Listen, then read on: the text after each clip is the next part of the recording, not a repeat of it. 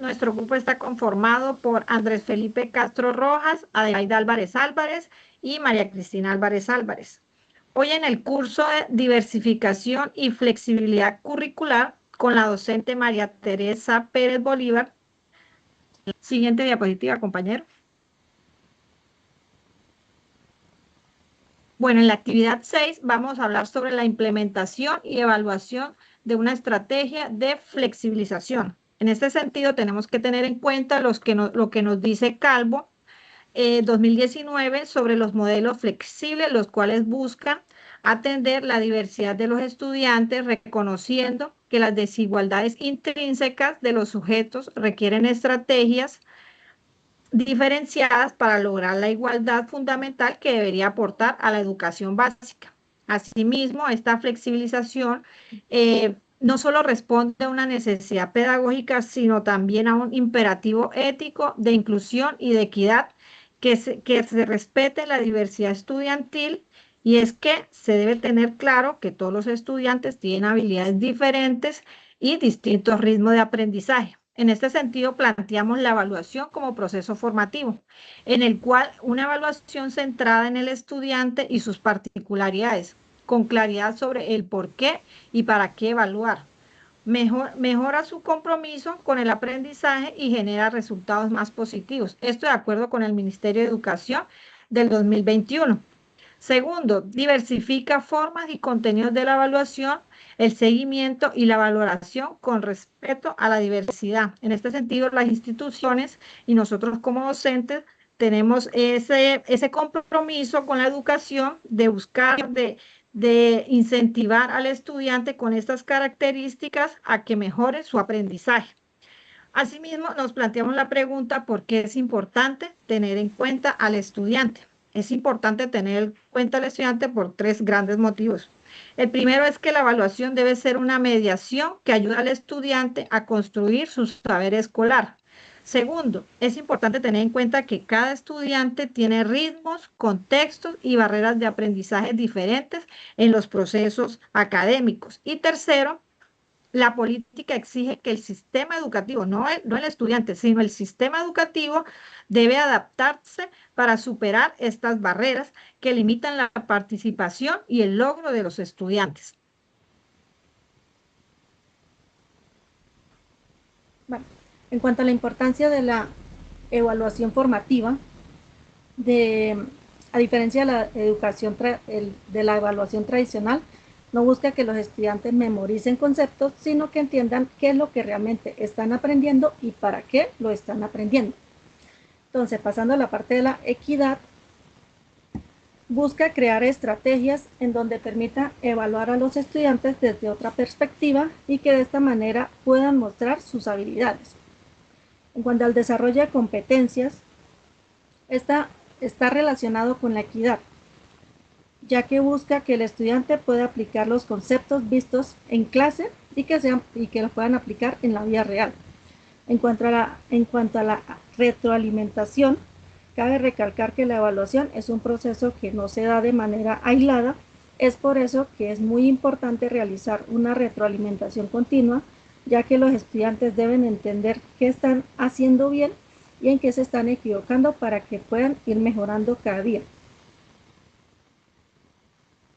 En cuanto a la parte de la implementación de la evaluación formativa, esta se dividió en 4 etapas. En la etapa 1, que fue la evaluación diagnóstica, esta se le realizó una evaluación a los estudiantes para ver si ya habían entendido bien el tema que ya habían visto y de esta manera mirar en qué nivel se encontraban.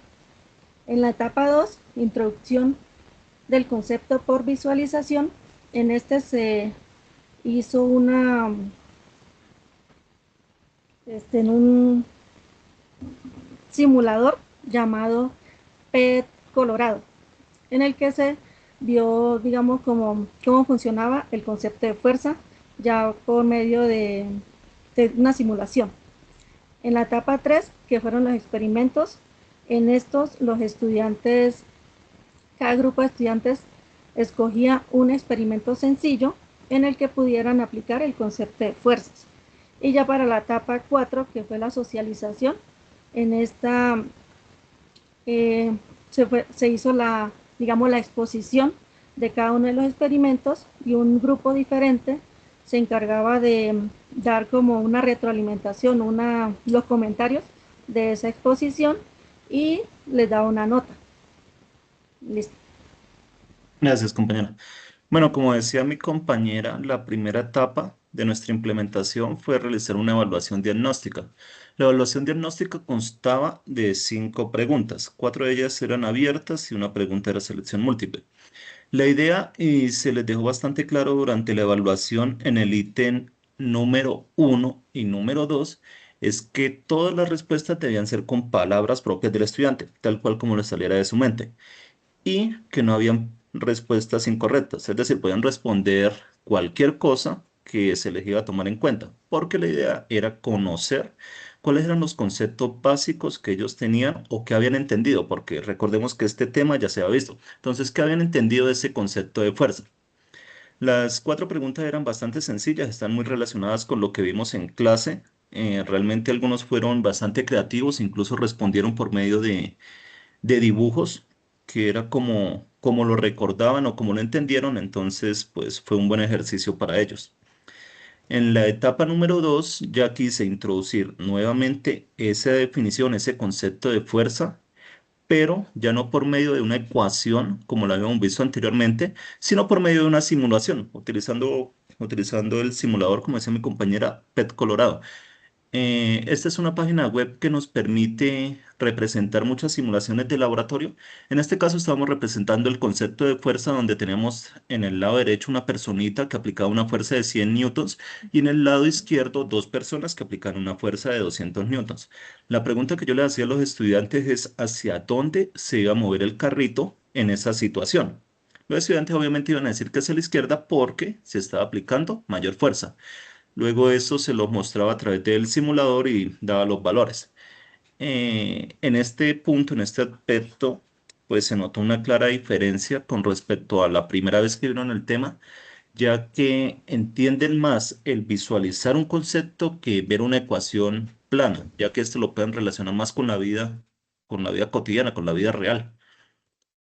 En la etapa número 3, los estudiantes se tenían que dividir en distintos grupos máximo de 4 estudiantes, para realizar un pequeño experimento en donde aplicaran fuerza.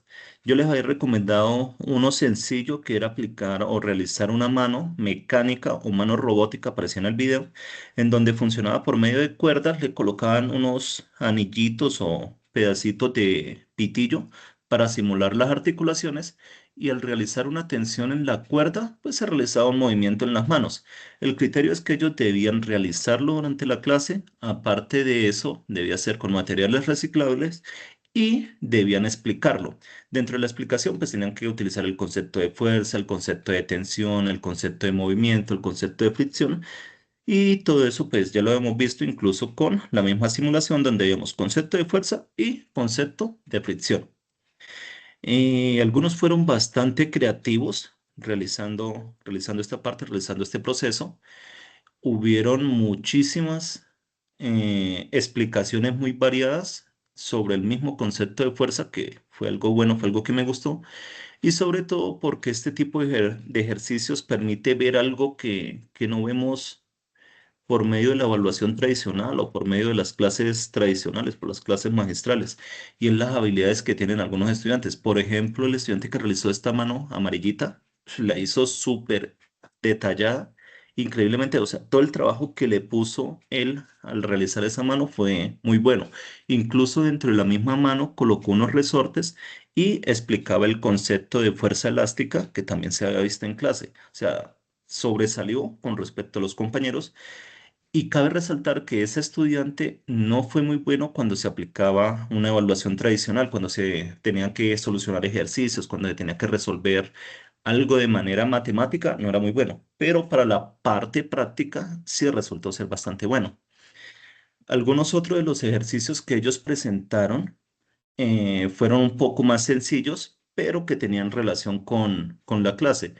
En este experimento lo que ellos hacían era que mezclaban agua, aceite y alcohol y como tienen densidades diferentes, pues quedaban en puntos diferentes o no se mezclaban entre ellos porque son líquidos que no son homogéneos, que no realizan una mezcla homogénea. ¿Qué sucedía? Ellos acá explicaban el concepto de empuje, porque al colocar distintos materiales, acá no se alcanza, no, mentira, en la segunda foto sí alcanza a notar que colocaron tres materiales. Primero una moneda que se iba al fondo, luego colocaban un botón que quedaba entre el agua y el aceite, y luego colocaban una tapa que quedaba en la parte superior. La moneda se iba hasta el fondo porque tiene una densidad mayor que la del agua. El botón quedaba entre el medio del agua y el aceite debido a que su densidad es menor que la del agua flotaba, pero era mayor que la del aceite, entonces por eso bajaba. Y por último la tapa, que era la de menor densidad, pues flotaba totalmente. Esto estaba relacionado con el concepto de empuje y ellos se encargaron de explicarlo. Lo explicaron los compañeros. Otro experimento bastante creativo que ellos decidieron hacer o que dos grupos decidieron hacer fue un reloj por medio de las densidades. Lo que sucedía es que teníamos una botella con aceite y una botella con agua. Al agua le colocaron un colorante. Como el agua y el aceite no se mezclan, pues cuando por gravedad caían las gotas de agua, entre ellos no se mezclaban, pero generaban una especie de reloj. Era como un reloj de arena, pero con agua y aceite. Fue bastante bueno. Por último, esta estudiante que presentó al final y quiso presentar sola porque los compañeros no asistieron ese día, realizó una mano un poco más robótica, aplicando jeringas y agua para realizar presión y que se diera el movimiento como tal de la mano, o una grúa más bien, más que una mano. Ella, como no estuvo en la clase, pues tuve que realizarle la autoevaluación y la coevaluación en ese momento, donde ella, al explicar su experimento, pues también autorreflexionaba y daba su autoevaluación. Y aparte de eso, según la participación de sus compañeros dentro de su mismo experimento, pues daba la nota que merecían para todo el grupo. Con todos los demás estudiantes, pues se realizaba en el mismo momento, luego de que ellos finalizaban la presentación. Por ejemplo, acá ellos realizaban su presentación y luego un estudiante del grupo le daba sus observaciones, qué tal le parecía el experimento, si se había explicado bien, si entendieron en qué consistía el experimento. Y pues con este estudiante ya se hizo por escrito como para tener el registro. En eso consistía básicamente nuestra implementación de nuestra estrategia de evaluación. Espero que haya sido de su agrado. Muchas gracias. Gracias. De conclusiones, mi compañera Adelaida va a dar la primera. Bueno, la primera conclusión a la que podemos llegar es que por medio de la práctica los estudiantes pueden adquirir de mejor manera los conocimientos. Seguidamente podemos evidenciar por medio del ejercicio práctico que los estudiantes tuvieron mejor apropiación del tema por medio de un ejercicio práctico más que por medio de una evaluación escrita donde de pronto la mayoría de los estudiantes no hubieran tenido esa apropiación del tema, en el cual pues en la práctica se logró mayor aprehensión del tema desarrollado. Muy bien, compañera, gracias. Sí, en la línea que dicen mis compañeras, finalmente la última conclusión que podemos dar es que se nota claramente una diferencia entre una evaluación formativa que sigue un proceso, que sigue una secuencia, que es retroalimentada, a una evaluación más tradicional que es un poco aislada, donde se evalúa un concepto, si el estudiante lo entendió, no lo entendió, si lo memorizó, si no lo memorizó. Entonces, este tipo de ejercicios refuerzan esos lineamientos que da el MEN, donde nos indica que la evaluación debe ser diversificada, donde la evaluación debe estar más orientada a la formación del estudiante. Por tanto, concluimos los tres que es mucho mejor para los estudiantes una evaluación más diversificada que permita a ellos explorar otro tipo de habilidades, no solo conceptual, y le permita enfocar o aplicar estos conceptos más a la vida cotidiana, a la vida de ellos. Muchas gracias. Muchas gracias. Gracias.